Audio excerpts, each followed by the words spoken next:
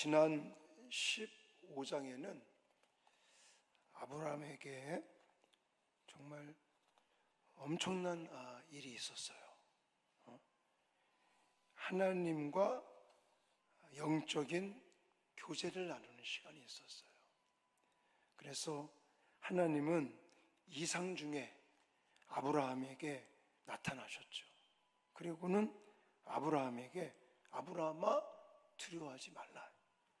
나는 너에게 방패가 되어주겠고 너에게 지극히 큰 상급이 되어주겠고 내가 너희 자손을 밤하늘의 뭇 별과 같이 많게 해주겠다.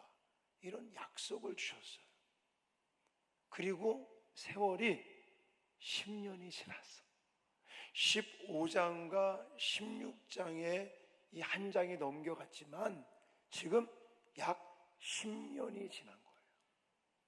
아니, 하나님이 약속을 했어요. 아들을 주겠다. 내 자손이 하늘의 별과 같이 많게 해주겠다. 그리고 약속의 표징도 주셨죠? 여러분 기억나요? 왜 이 짐승을 잡아서 쪼갠 사이로 뭐가 내렸죠? 불이 임했어요. 그 사건이 보통 사건이 아닙니다. 그 사건은 하나님이 아브라함에게 약속을 하셨다는 증표로 준 거예요. 자, 옛날 아브라함 시대 때 사람이 약속을 하잖아요. 그러면 약속할 때 어떻게 약속을 하냐면 짐승을 잡아요. 양이 됐든 소가 됐든 짐승을 잡아서 쪼갠다고 그래. 그래서 이렇게 예를 들어 좌우로 쭉 짐승을 잡아서 놓는 거예요. 그리고 약속하는 사람 두 사람이 손을 잡고 거기를 지나가요. 이게 뭐 하는 건지 알아요? 너 나하고 약속을 했는데 약속 안 지키면 너도 이 짐승들처럼 죽어, 이러는 거야. 이해됩니까? 근데 하나님하고 아브라함하고 약속을 한 거죠. 짐승을 쪼개놓고 거기에 하나님의 불이 임했잖아요. 그럼 확실한 증표, 확실한 이 증표까지 하나님은 주시면서 약속을 했어요. 근데 몇 년 동안 지나갔어요? 10년의 세월이 지나갔어요. 이게 10년이 지나가 봐요. 1년도 아니고 2년도 아니고 10년이면 강산이 변한다는 말이 있잖아요. 어쨌든 10년이라는 세월이 지나가면서 안 일어나는 거야. 지금 아기 낳을 기미도 안 보이는 거예요. 생각해 보니까 내가 벌써 나이가 90살이 돼버린 거예요. 사라의 나이가. 그러니 내 몸을 통해서 아들을 낳는다고 하나님 말씀을 하셨는데 그거는 아닌가 보다. 그래서 누구를 생각해요? 하갈이라는 몸종을 생각해요. 쉽게 말하면 시바지를 한 거죠. 그래서 이스마엘이라는 아들을 낳게 되는데 이런 과정 속에서 집안에 문제가 생긴 거예요. 자, 여러분, 이런 연결되는 15장과 16장을 연결해서 보시면 놀라운 축복을 받은 아브라함 가정에 은혜가 충만한 뒤, 물론 10년이라는 세월이 지나고 있지만 아브라함의 가정에 불화가 임한 거예요. 갈등이 생기고 이런 문제가 생겼다. 그러면 이 문제가 생길 때, 이 갈등이 생기고 문제가 생기고 분쟁이 일어날 때 과연 왜 일어날까? 자, 이 원인을 저는 한마디로 말한다면 인간적인 수단을 사용하기 때문이다라는 거예요. 뭘 사용했다고요? 인간적인 방법, 인간적인 수단을 앞세워 버리면 이렇게 문제가 생기고 갈등이 생기고 싸움이 일어난다라는 거예요. 자, 제가 방금 설명을 드렸듯이 15장에서 아브라함은 분명 하나님에게 뭘 받았어요? 약속을 받았어요. 증표까지 받았어요. 불이 임하는 증표까지 받았는데 약속을 기다리다가 지쳐버린 거죠. 그래서 사례는 기다림에 지쳐서 몸종 하갈을 통해서 후손을 낳으라고 아브라함에게 제안을 했습니다. 어떻게 생각해 보면 이게 쉬운 일이에요. 이게 쉬운 일이라고. 예를 들어서 하나님의 약속을 기억하고 하나님의 약속의 때를 기다리는 일보다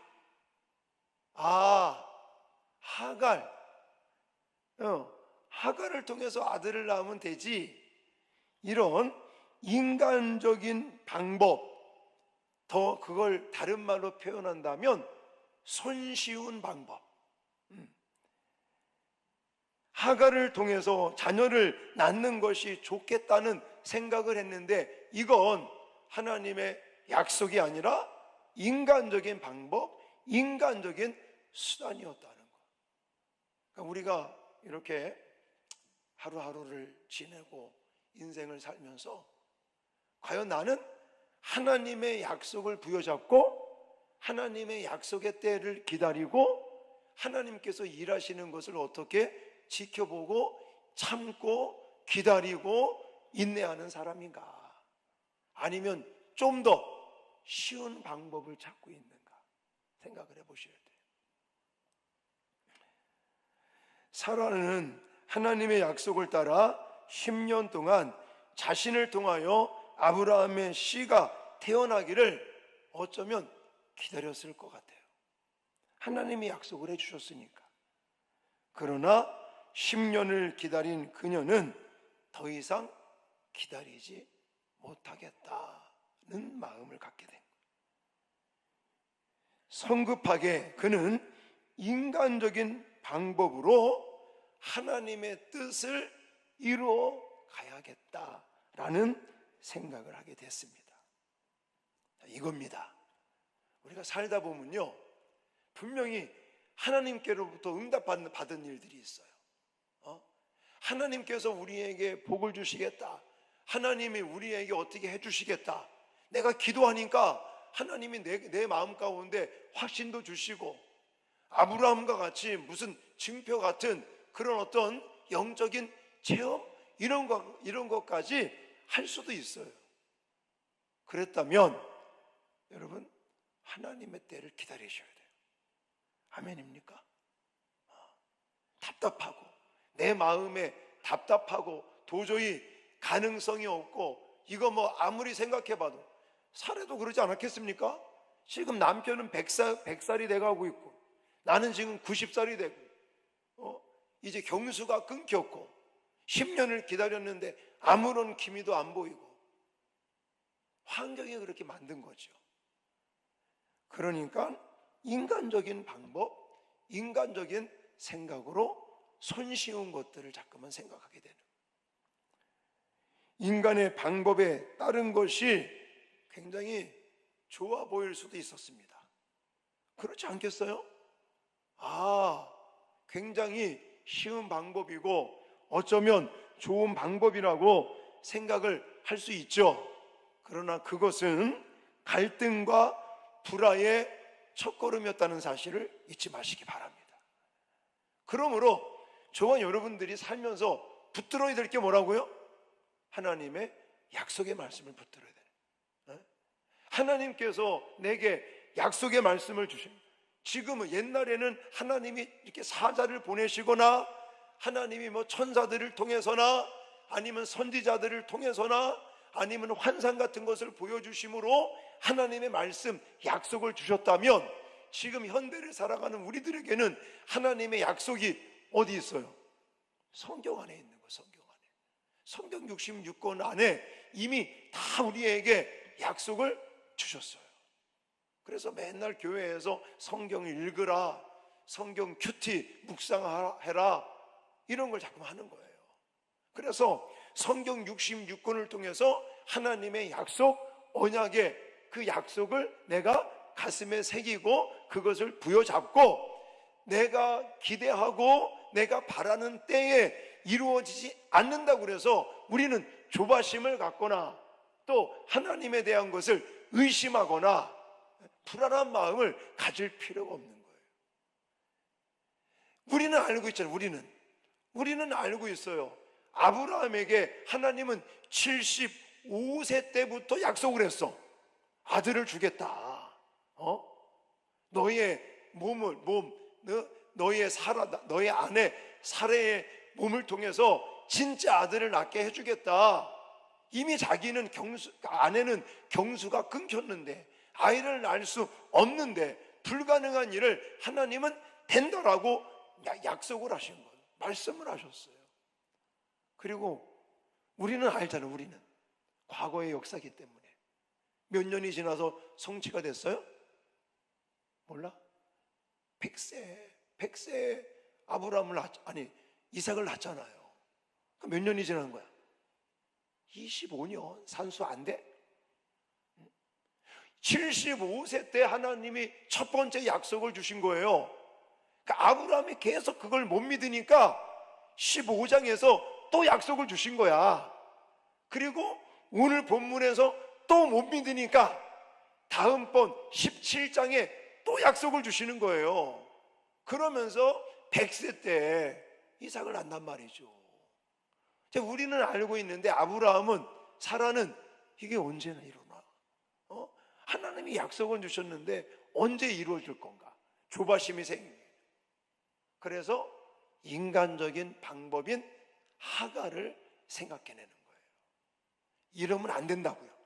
우리는 좀 무식하게 하나님의 약속의 말씀을 붙들고 하나님께서 이루실 그날, 하나님의 때, 하나님의 방법으로 이루실 것을 우리는 확신하고 흔들리지 말고 의심하지 말고 묵묵하게 한 걸음 한 걸음 나가시면 되는 거예요. 할렐루야. 특히 여러분들 앞으로 이제 학교도 마쳐야지, 또 배우자도 만나서 가정도 이뤄야지, 또 사회에 나가서 아니면 직장 생활하고 아니면 사업도 해야 되고, 여러분 앞으로 나갈 길이 막막하잖아요. 챙챙하잖아요. 그런 순간순간마다 우리가 붙들어야 될 것은 인간적인 방법이 아니라 내가 손쉽게 뭘 이루려고 하지 말고 우리는 하나님의 약속의 말씀을 붙들고 하나님의 때를 기다리면서 묵묵하게 기도하며 기다리고 또 하나님의 역사를 기대하시면서 나가시기를 주님의 이름으로 축원합니다. 하갈은 이런 문제가 생기니까 어떻게 했죠? 하갈은 도망갔어. 이렇게 빨리 뭐가 일이 안 이루어지고 갈등이 생기고 문제가 생기니까 하갈은 뭐 했다고요? 도망가서. 사실은 하갈이 잘못한 거거든, 따지고 보면. 근데 자기가 이제 사라가 공격을 하니까 사실은 자기가 더 멸시를 먼저 했잖아. 자기 임신했다고. 어쨌거나 문제가 생기고 갈등이 생기고 불화가 일어나니까 하갈은 뭐 했다? 도망갔다. 그러면 안 돼. 또 사례는 어떻게 했을까? 사례는요 남편을 원망해. 사실은 누가 제안했는데? 지가 제안해놓고 나서 자기가 제안했잖아요. 자기가 이제 10년이 지나니까 사라를 통해서 아들을 낳자라고 자기가 제안해놓고 나서 5절에 가보니까 남편 탓을 해. 남편 탓을. 그래도 안 돼. 우리가 문제가 생기고 갈등이 생기고 불화가 생기고 그러면 도망가지도 말고 남 탓하지도 말고, 아셨죠? 아브라함 같이 해야 돼. 아브라함 같이. 네. 아브라함 모습을 보니까 사라가 막 얘기를 하니까 그걸 받아줘요. 그러면서 잘못을 인정하고 어려움을 받아들이고 사라에 대해서 얼마든지 할 말이 얼마나 많았겠습니까? 아니 당신이 하자고 그랬지 내가 하자고 그랬어? 이러면서 따지고 또 이것이 내 탓이 아니라 너 탓이지 내 탓이 아니다라고 반문을 할 수가 있었을 것입니다. 추궁하고 너 때문이지 나 때문이 아니라고 그렇게 대묻고 추궁할 수도 있었을 거예요. 그런데 그러지 않아요. 6절 말씀만 한번 읽어보십시다. 6절, 자 같이 6절 말씀 시작. 그대의 여종은 그대의 수중에 있으니 그대의 눈에 좋은 대로 그에게 행하라. 사라가 이 말을 들으니까 얼마나 위로가 되겠냐고, 그렇죠? 그래서 아브라함은 가정의 화목을 위해서 할 말이 얼마나 많았겠냐. 내가 아브라함이라면 사라 가만히 안 둘 것 같아. 아니 자기가 그렇게 하자고 그러고 나서 문제가 생기니까 남편 탓을 하니까 승질이 나가지고 막 난리를 치겠죠. 저 같으면 그러면 안 된다는 거예요. 그러면 안 되고 아내와 하갈의 싸움, 또 자신과의 싸움을 통해서 아브라함은 오히려 자기의 잘못을 인정을 하고 깨닫고, 그리고 정말 시시콜콜 따지고 꼬집고 그래서 분내고 다툴 것이 아니라 자기가 잘못을 인정하고 화해할 수 있는 길이 무엇인가를 찾는 거죠. 그러니까 하나님이 역사하시는 거예요. 그러니까 그렇게 문제가 생기고 한 사람은 도망가 버리고 또 한 사람은 남편 탓을 하고, 그러나 아브라함 한 사람이 자신의 잘못을 깨닫고 그리고 아내의 그런 슬픈 마음, 괴로운 마음을 이렇게 좀 품어주려고 하고, 그렇게 가정 화목을 위해서 자기가 희생을 하니까 하나님이 누구에게 나타났어요? 하갈에게 나타나셔요. 하갈에게 찾아가서 하갈을 또 이렇게 말씀하시잖아요. 그래서 지금 11절 이런 데 가보면요, 하나님이 하갈에게 찾아가시고 하갈에게 이제는 그의 하갈의 또 하갈도 나름대로 고통이 있잖아요. 그러니까 또 하갈의 고통을 들으시고 너가 다시 가야 된다, 이렇게 문제의 어떤 해결을 하나님께서 개입하시면서 해가는 것을 볼 수가 있다고요. 그래서 이제 아브라함의 그런 어떤 마음 자세, 이것이 발단이 되고 결국은 하나님께서 개입을 하시고 하나님께서 하갈에게 찾아가시고, 얼마나 하갈 나름대로는 또 힘들었겠습니까? 그런 하갈을 찾아가시고 하갈의 고통을 들으시고 다시 해결책을 알려주시고, 그래서 문제가 해결된다는 사실들을 기억하시기 바랍니다. 그래서 오늘 말씀을 쭉 정리한다면 은혜가 충만해도 문제가 생긴다. 지금 아브라함 이 사라의 가정은 10년이라는 세월이 흘러가면서 불안하고 초조하고 또 그러면서 인간적인 방법, 인간적인 수단이 딱 이게 서버리니까 그것 때문에 문제가 생겨요. 같이 갈등하고 싸우고 불화하고 그런 문제가 생겼을 때 뭐 하지 말라? 도망가지 말라, 피하지 말라. 두 번째 뭐 하지 말라? 남 탓하지 말라. 아브라함과 같이 우리 잘못을, 내 잘못을 인정하고 받아들이고 어떻게 하면 이 문제를 풀어갈까 그렇게 고민하고 기도하면 누가 개입하신다? 하나님이 개입하셔서 하나님이 하갈에게 찾아가시고 또 그에게 그를 위로해 주시고 다시 돌아가서 문제를 해결할 수 있도록 하나님이 도와주시고 개입하신다는 사실들을 잊지 말고, 우리도 살아가면서 은혜가 충만해도 우리 가운데 이렇게 문제가 생길 수 있다는 사실들을 기억하시면서 이런 갈등과 해결을 잘 풀어가시는 저와 여러분 되시기를 주님의 이름으로 축원합니다.